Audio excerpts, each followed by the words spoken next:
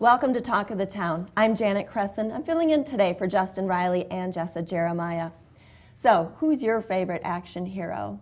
Did you know right here in Fitchburg, you can fulfill your action hero fantasies with some of the most advanced laser tag equipment around? And with us we have Andy Rasico from iCombat Madison Tactical Laser Tag. That's a pretty big name. To tell us more about this. Thanks for coming in, Andy. Thank you. This is new for me, so I'm interested in learning what makes you special. So tell us a little bit more about this laser tag business that you have. Okay. Well, first of all, it's not like your traditional laser tag where you have the neon and the black lights and, the kid-orientated type of thing. There's a couple other ones of those all around the country. We are a new modern era laser tag playing off of the latest Hollywood action films. The set and the field is fully immersive, so the players kind of step into a movie role and they get to go in there and complete thrilling missions. They're fully immersed in a lot of special effects. Everything is very modern. The props are all realistic, so there's nothing in there that looks like a bowling alley or the typical type of thing that you might see. And we're also very unique because our players create a profile, and when they play their laser tag, all of their stats are tracked. So they can go back and look at their match history, they can earn achievements, and then they compete on a leaderboard that can be as big as the worldwide with all of our facilities, all the way down to this facility, and compare themselves to all the other players. Wow. Let's just back up a little bit, because that was a lot. One thing I heard that I thought was interesting is you said missions, and that's a little bit different than regular laser tag, where you're just kind of shooting at people, right? Right. And this is, you have a task to accomplish and that sort of thing. I did look at your website, and when you say props, it is pretty realistic looking stuff. I saw Jeeps and big tires, and I'm trying to remember what else. We have guard towers, some cannons, things like that, and it's trying to emulate a military base. And even the firearms and the weapons that you use, don't they have a little bit of recoil to make them seem more realistic? The gear is extremely realistic, and they do have a little bit of noise and kick to them, so it's not your sci-fi neon laser guns. These are more realistic. So the players really feel like they're a modern-day action hero. Wow, and you do mention many times that you're trying to get that Hollywood feel of being an action hero figure. Yeah, you're stepping into basically a Hollywood role. So James Bond or whoever your favorite superhero is, that's kind of what you're going for. Very cool. So who can do this? Is this for kids? Is it for adults? Yeah, as I mentioned before, it is very realistic. So our players are 13 and up only. We do have special kids segments, but they use like a rated G type of equipment. They play rated G missions. But for the most part, it's 13 and up only. And what's really popular with the college kids, it's good for corporate groups, adults looking for something fun to do outside of the norm. And we are kind of a niche, something that's brand new. And it's really different than anything else out there. Wow, that's interesting, bringing up business groups and doing it as a teamwork type of thing, right? Is that what you intend? Yeah, sports teams, anybody who wants to do team building or just go out and have a good time. Okay, so you can just sign up and come in, or do you have special events? Yeah, they can create an account online, or you can just walk in and play. Obviously, we've been very busy, so we want to make sure that there's availability, so call ahead of time if you can. But the players will have to create an account when they come in, and it's totally free. And from that moment on, they get their membership card. Every time they come back, they can swipe in, and it keeps track of all their stats. And we do different events. We hold tournaments. We have league play coming up this summer at a different location, but we have another one in Waukesha. But we do special events Thursday nights right now. Women can play for 50% off. Students can play for 50% off. The women can play for $10 off, and the students get a discount as well with their student ID. Ladies' night. Yeah, ladies' night. And we've been getting lots of bachelorette parties, lots of groups of girls, lots of sororities and clubs coming from the campus, and they all always have a good time. That's fascinating. We're running out of time. What are some of your locations? Well, we have the next closest one is in Waukesha and close to Milwaukee, and we have 3 more coming to the region, being Chicago and similar areas. And then we have over 700 other facilities using our equipment around the world, so it's been growing. So locally it's Fitchburg and Waukesha? Yeah. Okay, so if people want to learn more, where do they go? They can go to madison.icombat.com. They can also give us a call, and they can go online to see what the specials are. You can follow us on our Facebook page, just search for iCombat Madison, and you'll find daily deals and things like that being posted, different specials. Sounds good, great. You can check them out there. We're going to have to take a break, and when we come back, we'll meet a professional but very unique theater group.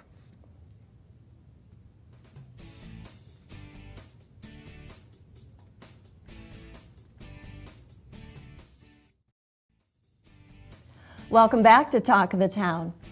Well, if you are looking for a fun and unique night out, our next guest may be just the ticket. Get it? Ticket, a little pun here. Sorry, couldn't resist. Please welcome Molly Vanderlyn. She's from the Brix Theater, and I have to admit the Brix Theater is something new for me. Thanks for joining me today, Molly. Thank you.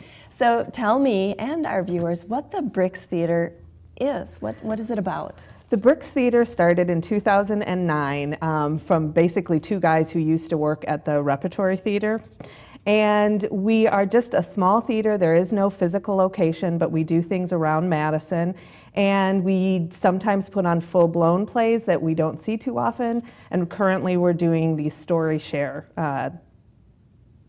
performances. Yeah, that's for lack of a better word. That's so you'll see us kind of all over the place. Okay, so what are you performing right now? It's called That's What She Said, and then this is our 8th segment that we've done, and this particular one is called Great Expectations. So that's what she said, Great Expectations. Okay, so is a story share a little bit, is it shorter than a full-blown performance It's play? basically women going up and telling live true stories. So this one we have 7 local women, and I just gave them the title Great Expectations, and then they write and perform their own piece. Wow. Yeah, not memorized. They don't have to memorize it, but it's just fantastic. And story sharing is really something very in right now, for lack of a better word. There's a lot of podcasts, and so we're finding that people really like the show. Well, that was my next question. So what has the audience reaction been to this series? They absolutely love it. The first one that we did, we were very nervous because I'd never done anything like this, but we found that the audience just really liked hearing stories. It is all women, but men and women enjoy the show. Want to put that out there. But we've had some of the same performers, and I've had audience members say it's so great to see the same women coming up, and we get to see them progress in life. Some of the stories are funny, so the audience is laughing and crying, and just there's so many moments of, yeah. Somebody else gets it. Right, that's exactly it. That's exactly it. So how do you come up with topics for these performances? It's pretty funny that I don't know. I'm riding in the car usually, and I'm like, oh, that would be really good.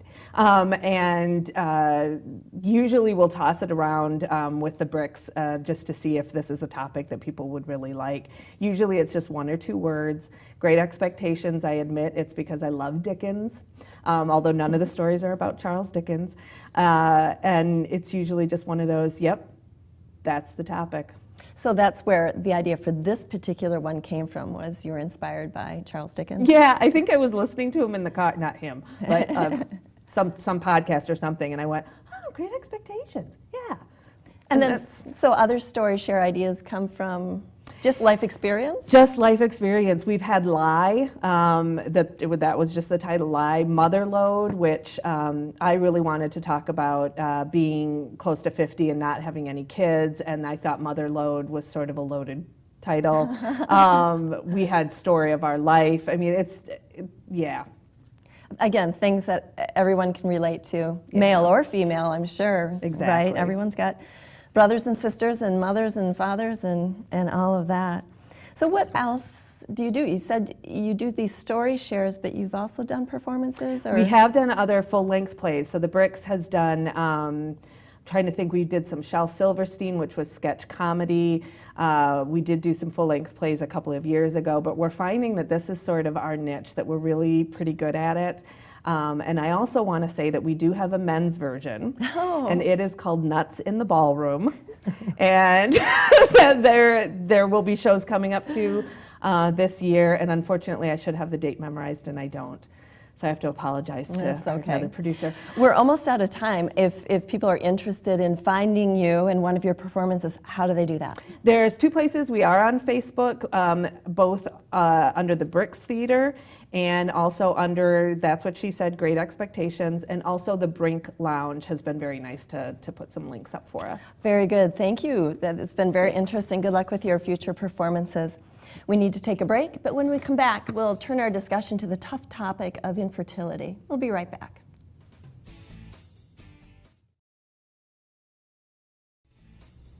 Welcome back to Talk of the Town. Infertility is a roadblock that many couples don't expect, and yet it's actually more common than we might realize. Here to talk about this tough topic, we have Dr. Dave Olive and Dr. Elizabeth Pritz. They're owners, co-owners actually, of Wisconsin Fertility Institute. Thanks for joining me today. It's a pleasure. Thank you. Yeah, so I know that young women can struggle with infertility as well, but let's kind of talk about age and how does age affect a woman's ability to get pregnant? Yeah, so this is a big deal. Our clocks really do tick. By the time women are 40, only 30% of us can create pregnancies with our own eggs. And by the time we're 43, only 10% of us can. 10%? Yep.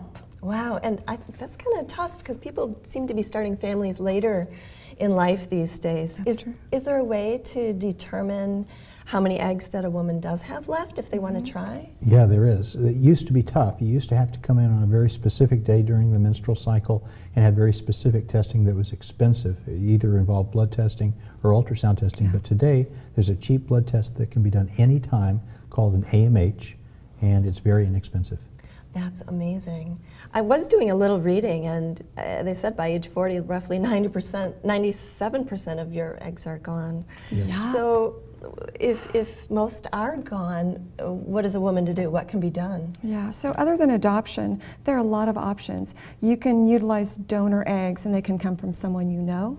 They can come from an anonymous donor. They can be fresh. They can be frozen. There's also the option of donated embryos. And those are eggs that have already been fertilized. People are done with their family building after fertility treatment, and they donate these to other couples.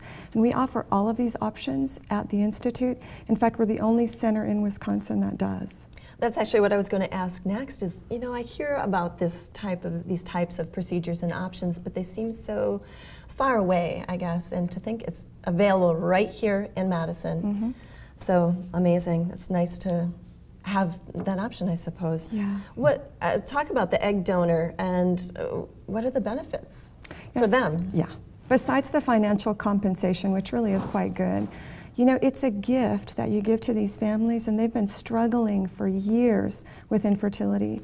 You give that gift, you change their lives, and I think that's more important than the money for most of the patients that donate.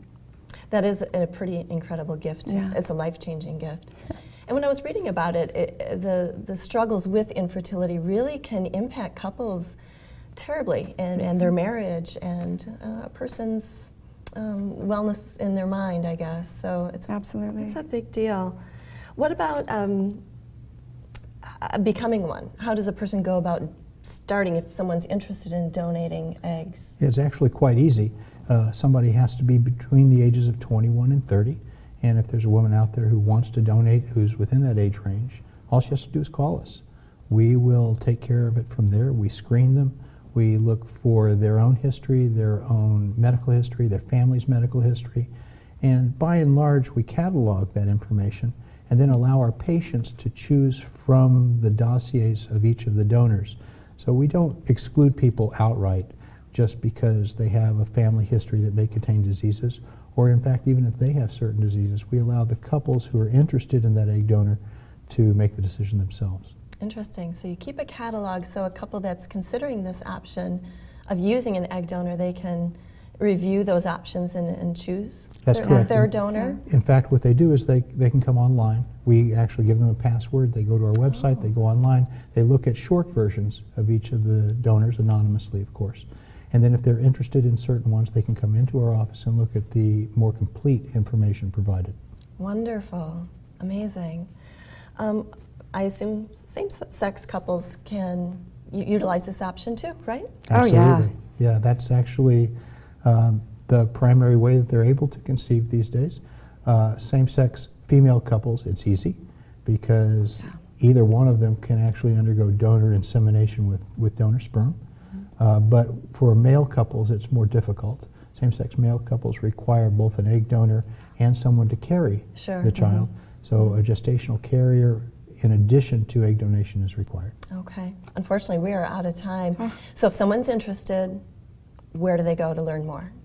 They can check out our website or our page on Facebook, or they can call us directly at the Wisconsin Fertility Institute. Very interesting, useful information. Thank you so much for coming in today and sharing that Appreciate that. We Thank need to take a break. When we come back, we'll learn how to clear out our medicine cabinet and dispose of those unused medicines properly. Welcome back to Talk of the Town. We're in our final segment here. I bet if you took a look in your medicine cabinet, you'd find some medicines that were either expired, unused, or maybe unwanted at this point. And our next guest is one of our news partners, and he's here to help us learn how to dispose of those medications properly. Please welcome Dr. Eric Hewitt. Thanks for coming in, Eric. Yeah, thanks for having me. Eric's a pharmacist and owner of the Medicine Shop Pharmacy in Monona. Correct. Yep. Great. So we have some of these things in our medicine cabinet, and you said that you wanted to talk about a special day that helps us dispose of them properly. Go Correct. ahead and tell us about that. Yeah. So just first off, it's going to be Saturday, May 16th from 9 a.m. to 1 p.m. and it's going to be at our Monona Medicine Shop location, which is 4205 Monona Drive in Monona. And what it is, it gives an opportunity, like you said, to get rid of those unused, unwanted, expired medications that are just sitting around your house that you need to get rid of and disposed of properly.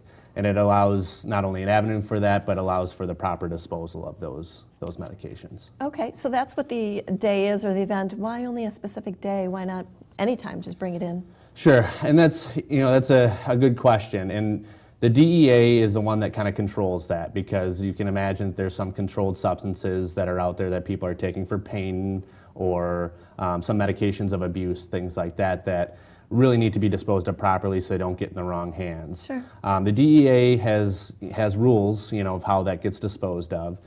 They have changed the rules recently to allow pharmacies to have receptacles in them, but there's legal things, there's costs associated with that. So when we partner with the police department, like we're doing on a day like today, we don't have to go through those regulations because the police department is there partnering with us. I see. So it's easier to hold a certain day. Exactly. Okay. So you mentioned the police department. Yep. Who actually runs this?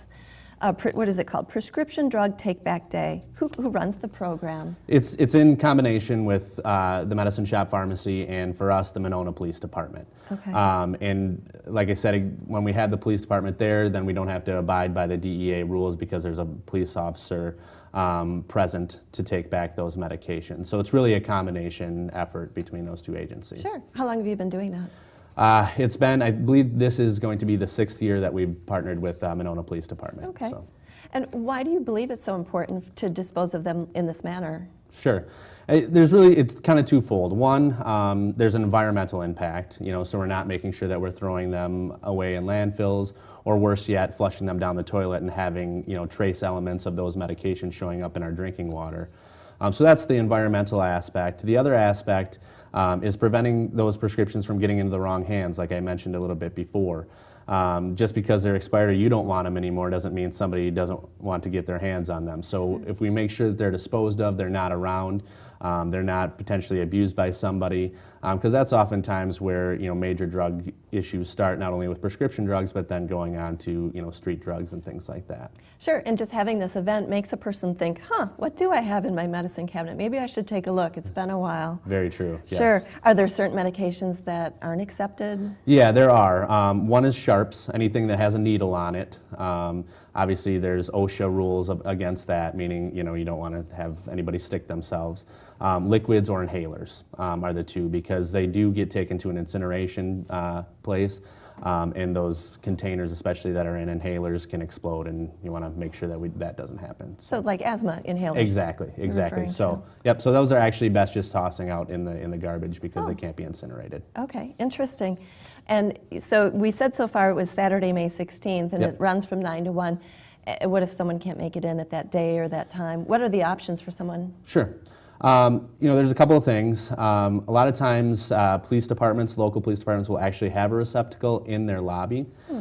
You are restricted to their office hours, that they're open. But I would check with your local police department. I know Monona does not have one, but the east side of Madison and the west side of Madison, I do believe have those receptacles. So any day during their normal business hours, I believe you can drop those off in the receptacles. Okay, good to know. I sure didn't know that. Yeah. We're about out of time, but if someone would like more information about disposing of these medicines properly, where should they go? What do you advise? You know, I would advise first checking with your pharmacy. I'm always going to advocate that, being a pharmacist and being a pharmacy owner. But also, the DEA has, you know, a lot of information not only on how it prevents drug abuse or options on how to properly dispose of those medications. So, like I said, always check with your pharmacy, you know, primarily, but then online also has a lot of great information. Sure, great. Well, thanks, Eric. Thanks for coming in and letting us know about May 16th from 9 to 1 at the Medicine Shop Pharmacy in Monona. So thanks to Eric, thanks to all of our guests, and thank you for watching Talk of the Town. We'll see you next time.